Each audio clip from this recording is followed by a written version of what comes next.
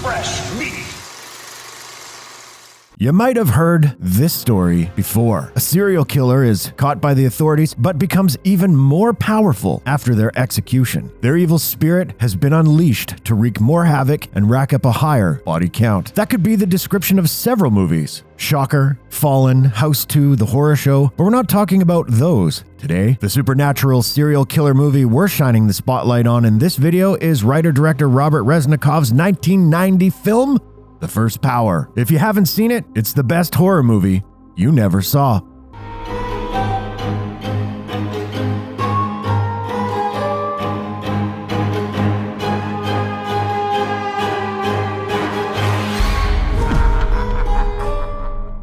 I want to thank you guys for watching the best horror movie you never saw and ask that if you enjoy our shows, please subscribe to our channel right now. Like the video and click on the bell so you can be notified each time a new video goes up. And now, back to the show.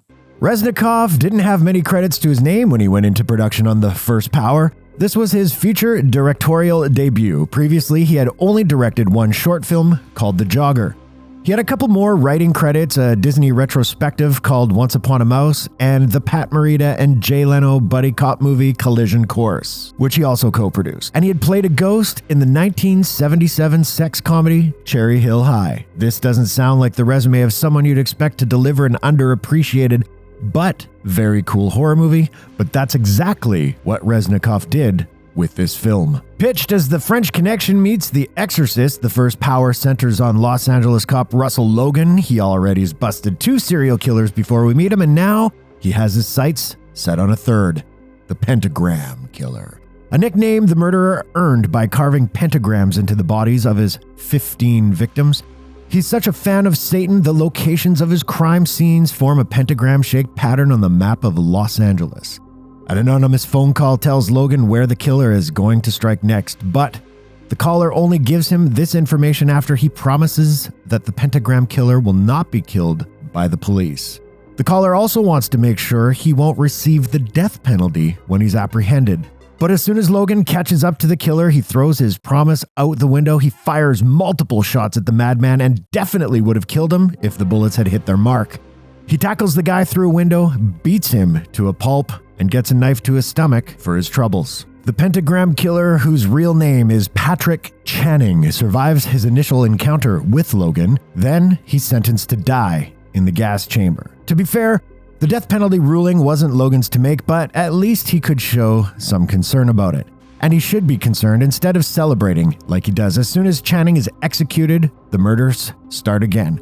This time, the killer is targeting people close to Logan, taunting him. Knowing what's going on, the person who called Logan has to reveal their identity so they can help him bring an end to this situation.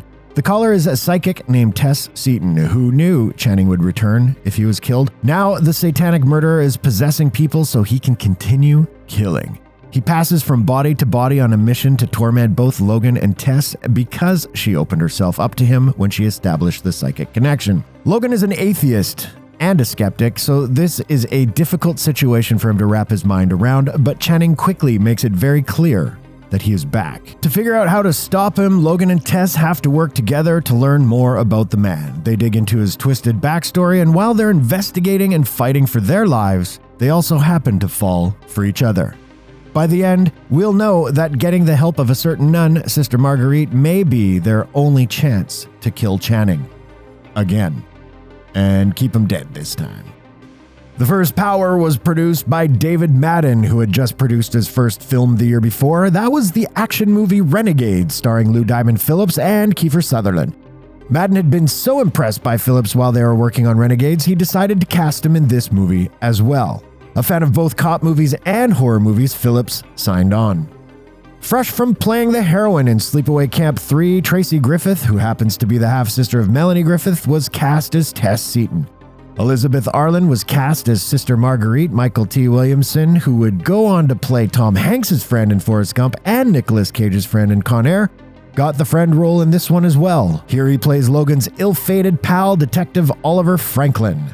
Familiar faces like Grandel Bush, Bill Moseley, Reanimators David Gale, Brian Libby from Silent Rage and Friday the 13th Part 3's David Cadams have small roles in the film. Some of them appear so quickly, you might not have the chance to recognize them.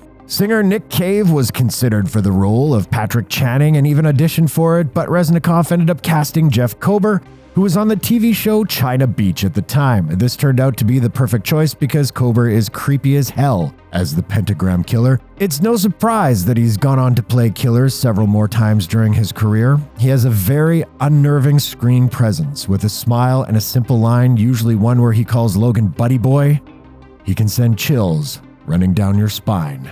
A lot of genre movies have drawn inspiration from the crimes committed by real-life murderers. Just from Ed Gein, we've gotten the likes of Psycho, the Texas Chainsaw Massacre, The Silence of the Lambs, and more.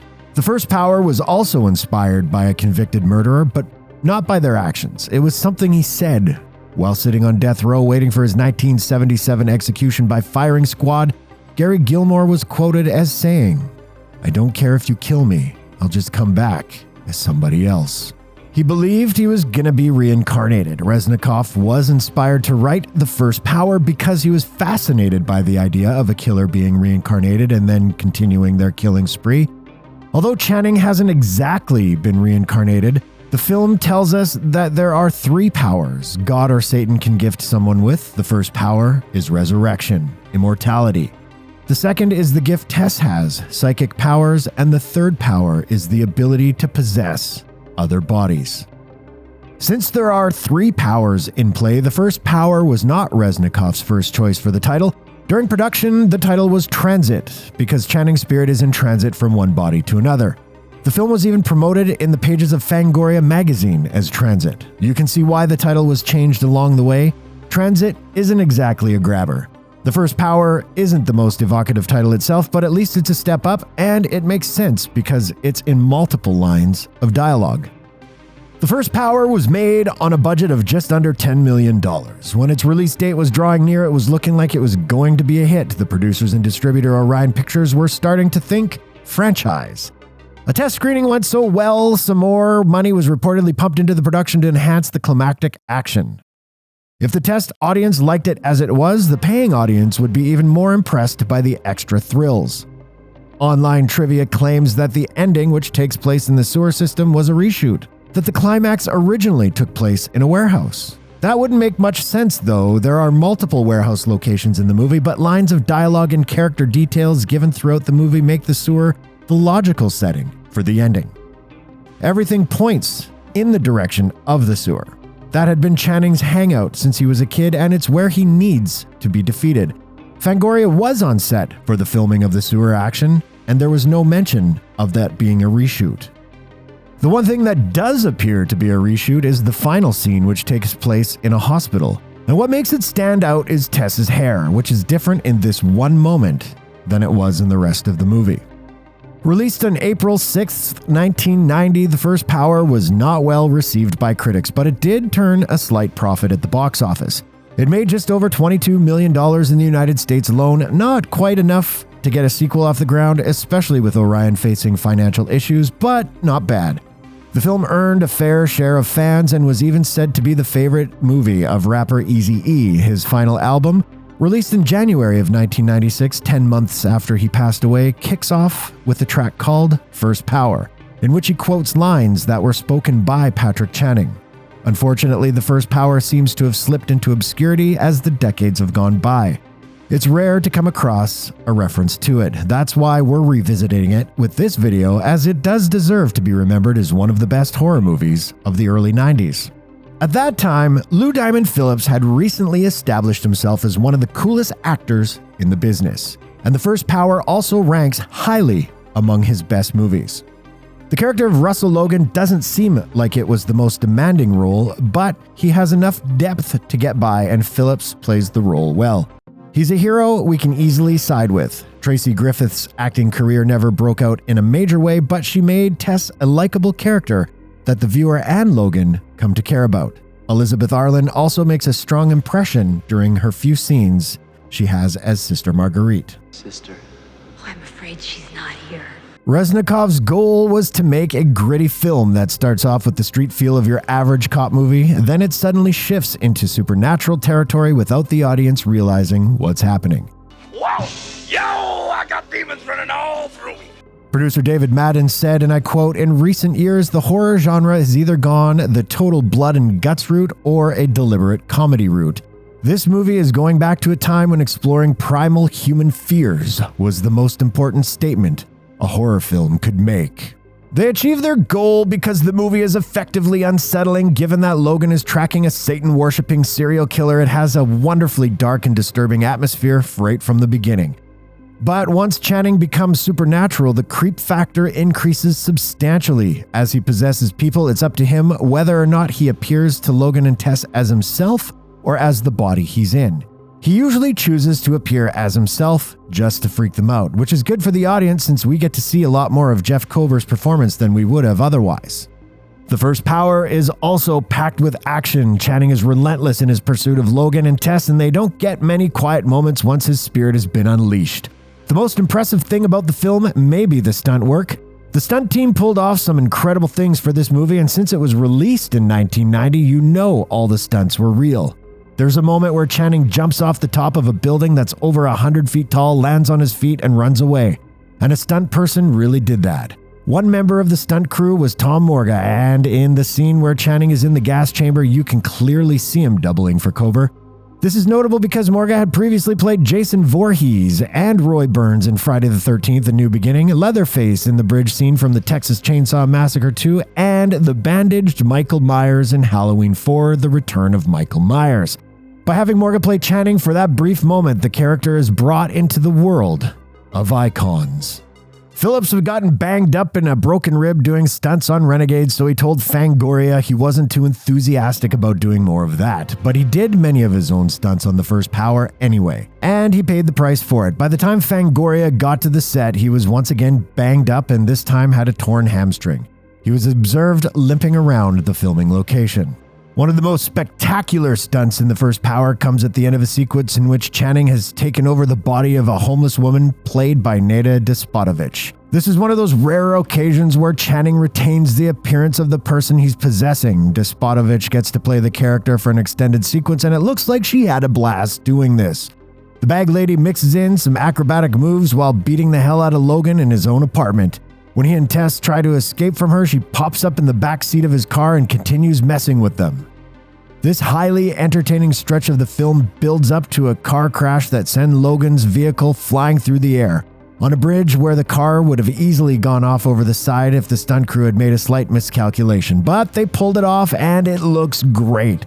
As a bonus, we also have more Despotovich to look forward to even after the crash. Another standout attack sequence is set in the hallway of a rundown hotel. A mask-wearing, axe-wielding Channing confronts Logan and Tess in this hallway, but the scene gets even better when he ditches the axe. He tears down a ceiling fan, starts it up, and follows them down the hall with the fan blade spinning in front of him. Now this makes no logical sense, and once the fan had been torn off the ceiling, it's no longer connected to a power source. It shouldn't be able to run anymore. It definitely shouldn't be able to deflect the bullets Logan fires at Channing while he's holding it. But it does, and that's fine, because it's an awesome idea and a cool visual. Whether it's an action scene or a creepy moment that gets under your skin, there are a lot of things about the First Power that are likely to stick in your mind once you watch it. It's the kind of movie that lingers with you. It works so well, it's shocking that Robert Resnikoff has never made another movie. This remains his sole feature directing credit. If you look at his IMDb page, it's like he just vanished from the entertainment industry after 1990. That's a shame because he showed a lot of promise here. He delivered a movie that is both scary and has thrilling action in it, and it leaves you wishing there were more Robert Resnikoff horror and action movies to watch. One person who still has an appreciation for the film all these years later is Lou Diamond Phillips. In 2018, he shared a picture of himself and Jeff Kober on Twitter celebrating a First Power reunion. In 2021, during an interview with MovieWeb, Phillips said he would still like to make a follow-up to The First Power.